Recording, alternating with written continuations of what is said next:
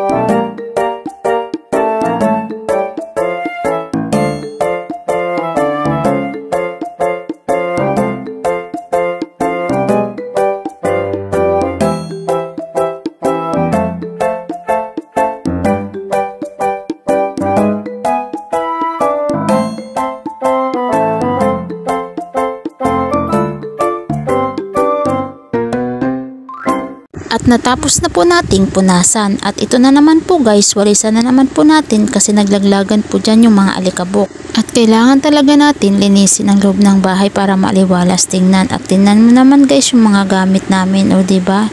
Makalat-kalat ko. Diba? Malinis na. Sobrang ligpit na ng gamit. At liligpitin na rin po natin yung lamesa, iusog natin konti kasi wawalisan po natin. At maya-maya kaysa ayusin naman natin yung supat. Ayusin yung mga sapin-sapin yan, kaya tabingin na naman po guys. At ayan na po guys, winawalisan na po natin.